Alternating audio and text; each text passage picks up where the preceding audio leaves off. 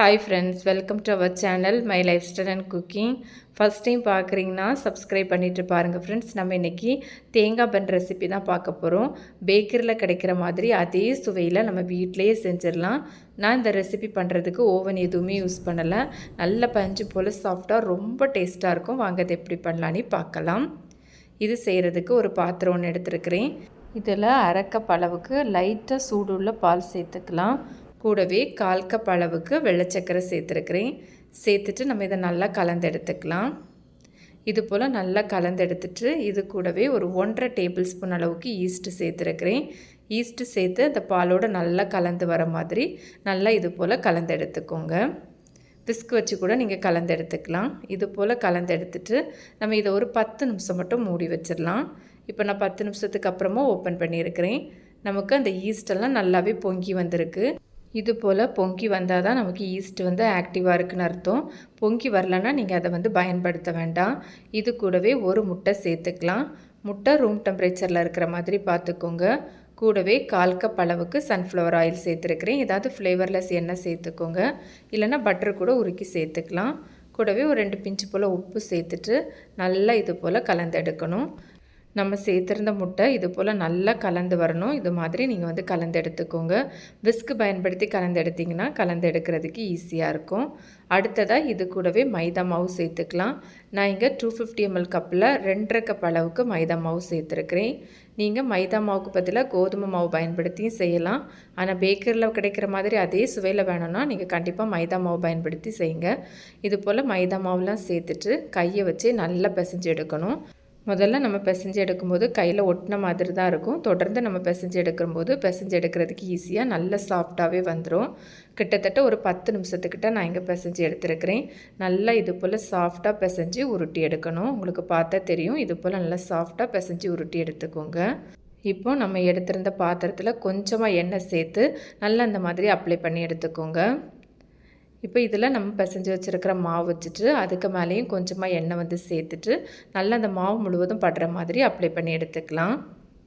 இப்போ இதுக்கு மேலே கிளிங் ராப் போட்டு நம்ம மூடி வச்சிடலாம். இது ஒரு 2 மணி நேரம் நமக்கு இருக்கட்டும். அப்போ நமக்கு இது டபுள் சைஸாக பொங்கி வரும். வெயில் காலங்களில் நமக்கு சீக்கிரமாகவே ரெடியாகி வந்துடும். இப்போ இது இருக்கட்டும். அடுத்ததாக மிக்ஸி ஜாரில் ஒரு 5 டேபிள் ஸ்பூன் அளவுக்கு வெள்ளை சர்க்கரை சேர்த்துருக்கிறேன். நீங்கள் உங்கள் இனிப்பு சுவைக்கு தக்கன சேர்த்துக்கலாம். கூடவே 2 ஏலக்காவும் சேர்த்து இது போல் நல்லா பவுடராக அரைச்சி ரெடி பண்ணி எடுத்துக்கோங்க.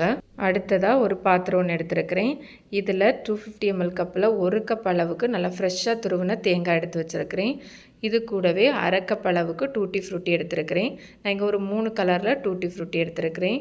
கூடவே 1 டேபிள் ஸ்பூன் போல் கருப்பு உலர் திராட்சை, கூடவே 1 டேபிள் ஸ்பூன் போல் முந்திரி பருப்பு சின்னதாக வெட்டி சேர்த்துருக்கிறேன். இது கூடவே நம்ம பவுடர் பண்ணி வச்சுருந்தோம்ல வெள்ளை சர்க்கரை, அதையும் சேர்த்து நல்லா கலந்தெடுக்கணும். இது போல் எல்லாமே நல்லா சேர்ந்து வர மாதிரி கலந்து எடுத்துக்கோங்க. இது போல் நல்லா கலந்து எடுத்ததுக்கப்புறமா இது கூடவே 1 டீஸ்பூன் போல் நெய் சேர்த்துட்டு நம்ம இதை ஒருக்கா கூட கலந்து எடுக்கலாம். இந்த மாதிரி நெய் சேர்த்து செய்யும்போது ரொம்ப நல்லாயிருக்கும் இதோட டேஸ்ட்டு. அவ்வளோதான், நமக்கு இப்போ பன்னில் வைக்கக்கூடிய தேங்காய் ஸ்டஃபிங்ஸ் ரெடி ஆகிடுச்சு. அடுத்ததாக பன் ரெடி பண்ணி எடுக்கிறதுக்கு ஒரு கேக் டின் எடுத்துருக்கிறேன். அதுக்கு மேலே ஒரு பட்டர் பேப்பர் போட்டுட்டு எண்ணெய் அப்ளை பண்ணி எடுத்து வச்சுருக்கிறேன். நம்ம ஏற்கனவே மாவு பிசைஞ்சு வச்சுருந்தோம்ல, அது இப்போ நான் வச்சு ஒரு 2 மணி நேரத்துக்கிட்ட ஆகிடுச்சு. நல்ல மாவு டபுள் சைஸில் பொங்கி வந்துட்டு உங்களுக்கு பார்த்தாலே தெரியும். இப்போ மாவை ஒருக்கா கூட நல்லா இது போல் பிசைஞ்சிட்டு நல்லா உருட்டிட்டு நான் இங்கே ஒரு சப்பாத்தி கல்லை எடுத்து வச்சுருக்கிறேன். இப்போ இதை 2 பகுதியாக வெட்டி எடுத்துக்கலாம். ஒரு பகுதி கொஞ்சம் பெருசாக இருக்கிற மாதிரி எடுத்துக்கோங்க. இப்போ இதில் நம்ம கொஞ்சம் சின்ன சைஸில் இருக்குல்ல, அதை மட்டும் வச்சுட்டு கொஞ்சம் பெருசாக இருக்க உருண்டையை நம்ம மறுபடியும் அந்த பாத்திரத்தில் வச்சுட்டு அந்த கிளிங் ராப் வச்சு மூடி எடுத்துக்கலாம். நம்ம எடுத்து வச்சுருந்த ஒரு பகுதி மாவை நல்லா இது போல் சாஃப்டாக உருட்டிட்டு கூடவே கொஞ்சமாக மைதா மாவு சேர்த்துட்டு நம்ம இதை ஸ்ப்ரெட் பண்ணி எடுத்துக்கலாம். ரொம்ப தின்னாக ஸ்ப்ரெட் பண்ணி எடுக்கக்கூடாது. அது போல் ரொம்ப திக்காகவும் ஸ்ப்ரெட் பண்ணி எடுக்கக்கூடாது. லைட்டாக ஒரு தடிமன் இருக்கிற மாதிரி ஸ்ப்ரெட் பண்ணி எடுத்துக்கோங்க. ஊற வைக்கிறதுக்கு மட்டும்தான் நமக்கு டைம் ஆகும். மற்றபடி ப்ரொசீஜர் செஞ்சு எடுக்கிறதுக்கு ரொம்ப ஈஸி தான். இது போல் ஸ்ப்ரெட் பண்ணி எடுத்துக்கோங்க. உங்களுக்கு பார்த்தா தெரியும். நம்ம எடுத்துருக்குறோம்ல அந்த கேக் டின், அதோட சைஸுக்காகனா நீங்கள் ஸ்ப்ரெட் பண்ணி எடுத்துக்கோங்க. இந்த மாதிரி ஒரு திக்னஸ்க்கு ஸ்ப்ரெட் பண்ணி எடுத்துக்கலாம். இப்போ இதை நம்ம ரெடி பண்ணி வச்சுருந்தோம்ல அந்த கேக் டின், அதில் வச்சுட்டு நல்லா அந்த ஓரங்களை இது போல் ப்ரெஸ் பண்ணி விட்டுக்கோங்க. இது போல் ரெடி பண்ணி எடுத்துகிட்டு இப்போ நம்ம இதை மாற்றி வச்சிடலாம். நம்ம ஏற்கனவே ஒரு மாவு மூடி வச்சுருந்தோம்ல கிளிங் ராப் போட்டு அதை எடுத்துக்கலாம். இதையும் நம்ம ஒருக்கா கூட நல்லா பிசைஞ்சிட்டு மேலே கொஞ்சமாக மைதா மாவு சேர்த்து நம்ம இதையும் ஸ்ப்ரெட் பண்ணி எடுத்துக்கலாம். அதே போலவே நம்ம இதையும் ஸ்ப்ரெட் பண்ணி எடுக்கணும். ரொம்ப திக்காக இல்லாமல் ரொம்ப தின்னாகவும் இல்லாமல் ஸ்ப்ரெட் பண்ணி எடுக்கணும். நம்ம எடுக்கிற ஈஸ்ட்டு நல்ல ஒரு குவாலிட்டியான ஈஸ்ட்டாக இருக்கணும். இல்லைனா அந்த ஈஸ்ட்டோட ஸ்மெல் நமக்கு அந்த பன்னில் தெரியும். இது போல் ஸ்ப்ரெட் பண்ணி எடுத்ததுக்கப்புறமா இது அப்படியே இருக்கட்டும். நம்ம ஏற்கனவே கேக் டீனில் ஒரு மாவு ரெடி பண்ணி வச்சுருந்தோம்ல, அதுக்கு மேலே நம்ம ரெடி பண்ணி வச்சுருக்கிற இந்த தேங்காய் ஸ்டஃபிங்ஸை சேர்த்துக்கலாம். முழுவதும் சேர்க்காம ஓரங்களில் கொஞ்சமாக கேப் விட்டுட்டு ரெடி பண்ணி எடுத்துக்கோங்க. உங்களுக்கு பார்த்தா தெரியும். இது போல் ரெடி பண்ணி எடுத்துக்கோங்க. லைட்டாக அந்த மாதிரி ஸ்பூன் வச்சு மேலே ப்ரெஸ் பண்ணி விட்டுக்கோங்க. இப்போது அந்த ஓரங்களில் கொஞ்சமாக தண்ணி அப்ளை பண்ணி எடுத்துக்கலாம். இது போல் தண்ணி அப்ளை பண்ணிவிட்டு மேலே நம்ம ஏற்கனவே ஸ்ப்ரெட் பண்ணி வச்சுருந்தோம்ல, அதை இதுக்கு மேலே வச்சிடலாம்.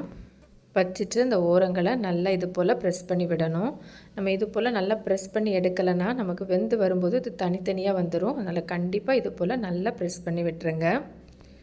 இது போல் ரெடி பண்ணிவிட்டு நம்ம இதை திரும்பவும் ஒரு 20 நிமிஷம் மட்டும் மூடி வச்சிடலாம்.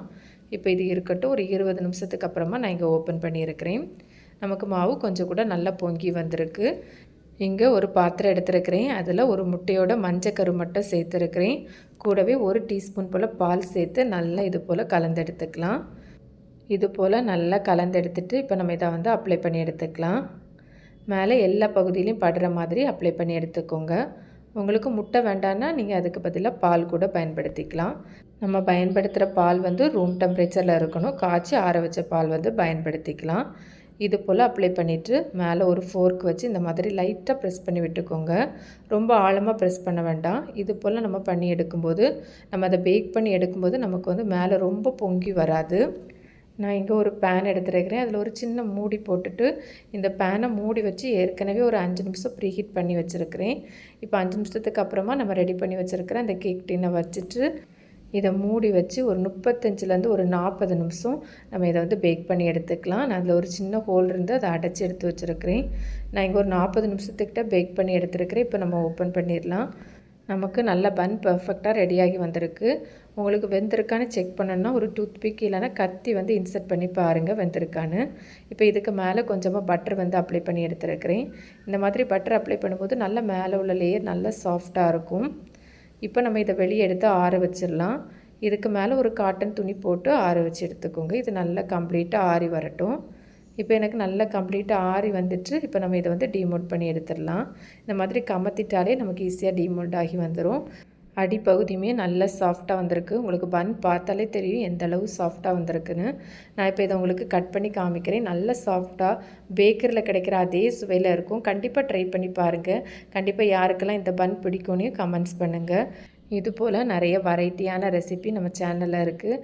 அதோட லிங்க் எண்ட் ஸ்க்ரீன் ஐகார்ட்லலாம் கொடுத்துருக்குறேன். சேனலையும் விசிட் பண்ணி பாருங்கள். கண்டிப்பாக உங்களுக்கு யூஸ்ஃபுல்லாக இருக்கும். உங்களுக்கு பார்த்தாலே தெரியும் எந்த அளவு பர்ஃபெக்டாக வந்திருக்குதுன்னு. ரொம்ப ரொம்ப சுவையாக இருக்கும். பேக்கரி விடையுமே ரொம்ப சுவையாக இருக்கும். கண்டிப்பாக ட்ரை பண்ணி பார்த்துட்டு உங்களுக்கு எப்படி வந்ததுன்னு மறக்காமல் கமெண்ட்ஸ் பண்ணுங்கள். ரெசிபி வீடியோ கண்டிப்பாக உங்களுக்கு பிடிக்கும். பிடிச்சிருந்தால் லைக்கோட ஹைப்பும் பண்ணிவிட்டு சப்ஸ்கிரைப் ஷேரும் பண்ணுங்கள் ஃப்ரெண்ட்ஸ். தேங்க்ஸ் ஃபார் வாட்சிங். பை.